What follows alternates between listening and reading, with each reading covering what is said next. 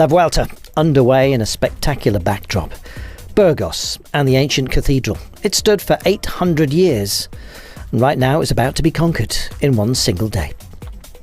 Well, 7.1 kilometres only, away from the great edifice, into the hills, and then back in a looping course where the wind was expected to play a part. In the end, that didn't blow, but who would blow us away? On a real course for the punchers. Adam Yates attacked the climb straight out of the back door, and indeed got the better of Omar Freye's time, which had been set early on. Mikkel Landa, never a fan of time trials, well, he went for it to limit the damage, and over such a short course, how bad could it be? 19 seconds down on Yates at that point. Dylan van Baarle off the leash for Ineos Grenadiers, part of the engine room of the great team, and beating his teammate by a margin of 9 seconds as well, just shy of the 48 km/h marker. Aaron Buru had scoped the course. He clearly knew it very well. He attacked right from the very beginning, and his time was absolutely magnificent. Absolutely stunning, and a man in charge of his own destiny, it certainly looked. Well, the wind was supposed to drop in the afternoon, the temperatures were supposed to ease, and indeed it was to be that the times, they thought, would get quicker. They didn't. Lopez failed to reach the mark. Richard Carapaz, setting off late, was also one of the favourites who failed to achieve the mark that Aaron Buru had set as 8:38 was the target, 19 seconds down Carapaz. Well, how far would Carapaz and indeed the other favourites be from Roglic, who was to go off last, fresh of course from his victory in the Olympic Games in the time trial? Vlasov didn't get there. Tratnik, the Slovenian time trial champion, also, as the Russian champion, failed to make the mark. Aaron Buru had been sitting in the seat for an awful long time, and it was a hot day. Then this, going too hot. Mas almost coming a cropper, showing how much he was prepared to invest in the run. In the end, 12 seconds down on Aaron Buru. Well, last man to go was, of course, going to be Roglic. Ahead of him, out on the road, Egan Bernal. Bernal's time, not bad, but not exceptional either. 21 seconds down on Aaron Buru, who was beginning to smile in the hot seat. Roglic head-butted the timekeeper's hand. That's how keen he was to get out on this course. He attacked the climb, he attacked the descent. He attacked every single technical corner, both on the climb and indeed on the approach to the finish. And in the end, he took it. The man who has won the last 2 Vueltas looks like he's on course to make it 3. Aaron Buru, a big smile. What can you do, he says. The Olympic champion was out on course. Absolutely magnificent. Roglic then picks up the red jersey. His teammate Sepp Kuss, having won the King of the Mountains points after a spectacular ascent up to the split.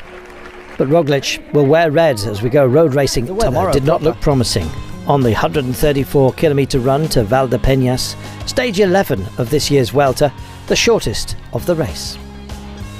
Well, after a 31 rider breakaway went up the road on stage 10, how many would be brave enough to take on more rolling terrain with a category 2 test, followed by a nasty ramp up to the finish line itself, with inclines of around 20% and more? In the end, 5 riders were brave enough. Plankert from Alpecin, Bou from Euskaltel, Lastra from Caio Rural, Van Hoek from Lotto Soudal, and Magnus Cort Nielsen, stage winner from stage 6. Well, the nerves were on display. It was a tightly packed peloton when the climbing began. Minute and 53 was the gap when a touch of wheels brought down many. Embarrassment more than anything else, but a reminder of how fickle this race can be. Just ask Primoz Roglic, of course, who crashed the day prior. Old Christian Eiking wearing the leader's jersey, and the duty of protecting it, falling on Intermarché Wanty, but Roglic never that far behind. So many teams had options on the day. As a result, there were many who were prepared to keep the breakaway on a shortish leash. And when we came to the penultimate climb and the run to it, it was bound to detonate. And the man pulling the pin, favourite amongst them, had to be Magnus Cort Nielsen. Away he went, and with 16 kilometres to go, he was aiming for the last peak before the descent that would take us up to the wall. If he'd held a margin of around 3/4 of a minute by the time he reached that 7.5, 8 kilometres to go, he may have had a chance. Bike Exchange wanted to get Michael Matthews in the frame. Movistar were doing a lot of work as well, thinking about good positions for Enric Mas and Miguel Angel Lopez. First roll of the dice from a depleted peloton came from David de la Cruz from UAE Team Emirates. He's starting the day with quite a deficit, running in 13th place, and wanted to find some time. Well, time was running out not only for him and this push, but for those up ahead as well. Caruso just stealing some mountains points on that Category 2 test to increase his lead in the King of the Mountains competition. But with 4.1 kilometres to go, it was a half-minute gap. Could Magnus Cort Nielsen make it? Egan Bernal was brought to the front. It was strong riding yet again from his teammate, Dylan van Baarle. 15 seconds then, heading for the Flamme Rouge, and Magnus Cort knew that the ramps were up ahead. This desperate wall that had been raced 3 times before, a huge challenge. Roglic wanted to go for it and called on Sepp Kuss to offer him a wheel, and then Mas came round and went on the attack. Magnus Cort up ahead, and it was to be Mas versus Roglic ultimately, with Jack Haig also playing a role. Past Magnus Cort they sailed, within sight of the line, and the final test was to prove to be a huge one. Some gaps were opened up, but in the end it was Roglic that gapped the entire field, driving away from Mas to give himself a stage win, another in this race, and indeed a gap enhanced, of course, by the bonuses. Average pace for the day, 42 kilometres per hour on rolling terrain in the heat, around 31 Celsius. It was tough. Roglic took the stage ahead of Mas, Miguel Angel Lopez making it 2 Movistar riders on the day's podium, and the man weaving at the back there, in the pink, Magnus Cort Nielsen. His dreams shattered at the very last, within sight of the line. Surely a combativity award for him, but surely he would have hoped for more. Roglic congratulated by Mas. It looks like this is a battle between those two and Miguel Angel Lopez.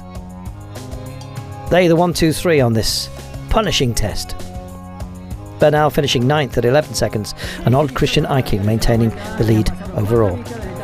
But for how long? Roglic, with his second stage win, looks very strong, heading for the high ground, which will be at the weekend. Eiking will stay in the red jersey tomorrow, and in fact the gap between himself and his nearest rival for the time being, Guillaume Martin, stays at 58 seconds. They followed each other home today.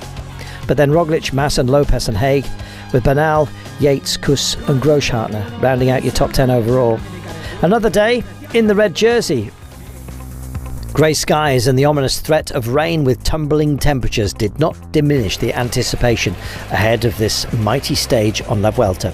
Destination Covadonga, and a pensive mood amongst the pack before we got going. Hardly surprising. Today's course, a mighty one. The first of back-to-back stages, including a special finish. This, though, up to Covadonga, one of the legendary tests of La Vuelta.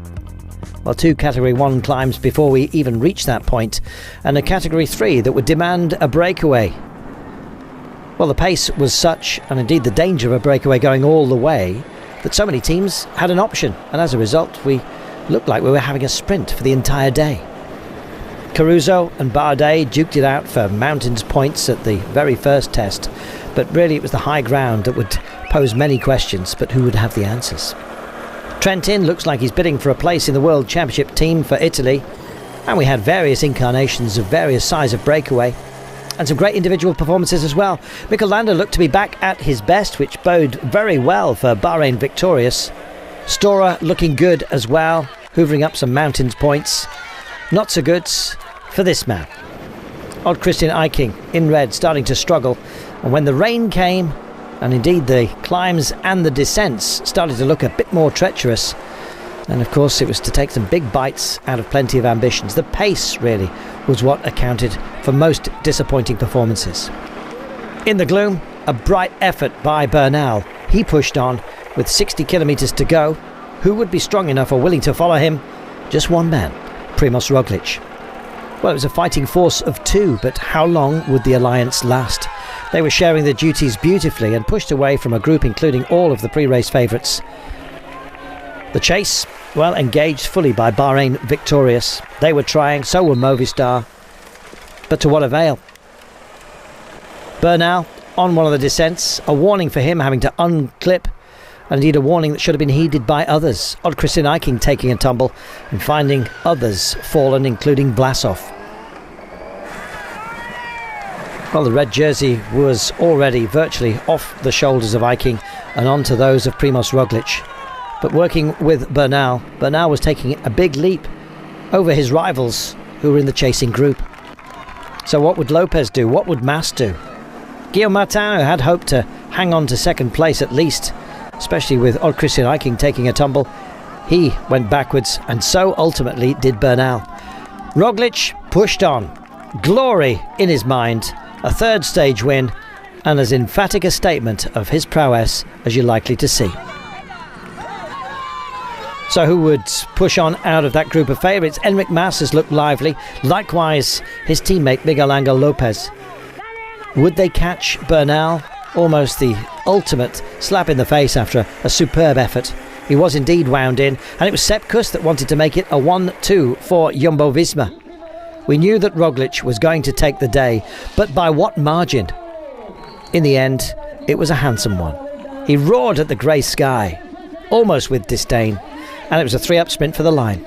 Miguel Angel Lopez, Adam Yates and Sepp Kuss, who hoovered up the second place bonus seconds, making sure they were denied to the rivals of his teammate Roglic. Adam Yates with a good finish, likewise Jack Haig. But king of the hill, Primoz Roglic. Well, a superb performance, underscoring his greatness, which all the other riders did acknowledge. Kuss' teammate in second place ahead of Miguel Angel Lopez, Adam Yates, Jack Haig, Mas Bernal in seventh ahead of Mada, Menkes and Chapoussin. Odd Christian Eiking bravely home, but 9 minutes and more in arrears. It was goodbye to the red jersey, but said later he'd had fun. So did Primoz Roglic today. The man in red and in control of this race with yet another stage win. He leads by 2 minutes and 22 ahead of Mas and Lopez, who have to make a move on stage 18. Bernal's efforts to move up the order coming to naught on the day, but what a brave try it was. Santiago de Compostela, a stunning backdrop for a fabulous day of racing to draw this Vuelta to a close. Stage 21. And the none too small matter of 33.8 kilometres on a rolling course to the great cathedral itself. Well, something for just about everybody out there.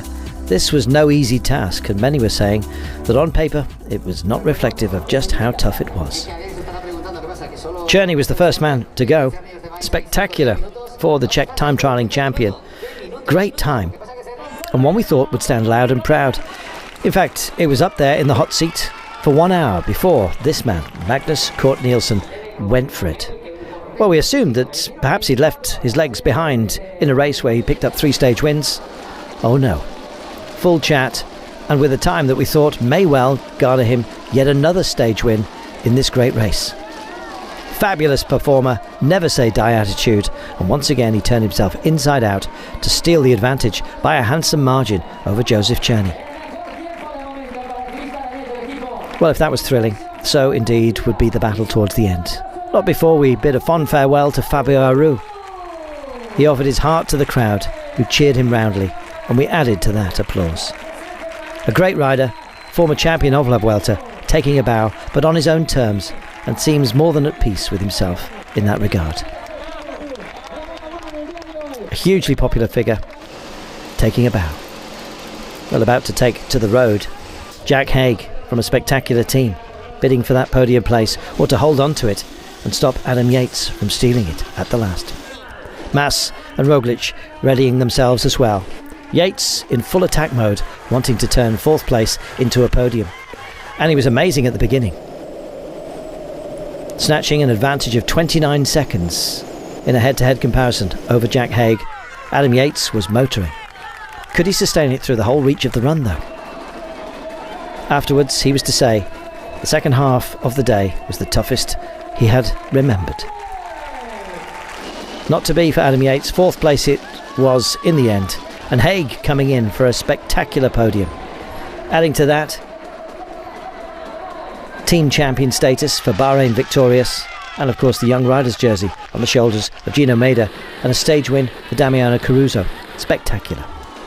So indeed has been the gentlemanly fortitude of Enric Mas. Primoz Roglic, though, was in punishment mode out there.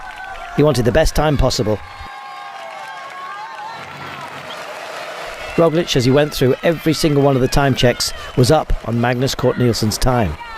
Just one error, almost going the wrong way, re-guided by the cordon. Magnus Cort thought it was shaky. Would he still be in the hot seat? The answer was no.